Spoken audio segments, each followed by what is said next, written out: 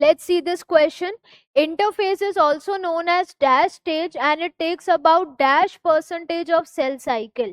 तो यहाँ पर क्वेश्चन में इंटरफेस के बारे में ही पूछा गया है, तो जो कॉन्सेप्ट हम यहाँ पर यूज करेंगे that is interface of cell cycle. Interface of cell cycle. तो क्वेश्चन में क्या पूछा गया है? Interface is also known as option A dividing 95%, option B dividing 80%, option C resting 95%, option D resting 80%. तो जो इंटरफेस है, इंटरफेस को साइंटिस्ट ने पहले रेस्टिंग फेज भी बोला था. रेस्टिंग फेज क्यों बोला था?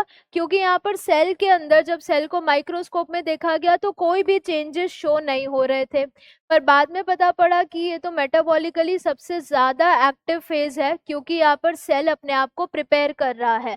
तो बहुत सारी चीजें यहाँ पर हो रही है, cell growth, DNA replication, organelle duplication, ये सब. तो इसीलिए जो इंटरफेज है उसको पहले रेस्टिंग फेज बोला गया था. एंड यही जो रेस्टिंग फेज है, it takes about greater than 95% time या duration of cell cycle. 95% duration of cell cycle.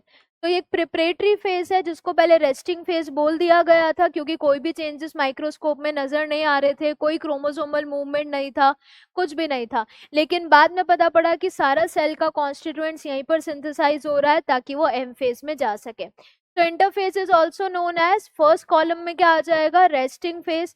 Dividing नहीं आएगा क्योंकि डिवाइडिंग कौन सा होता है?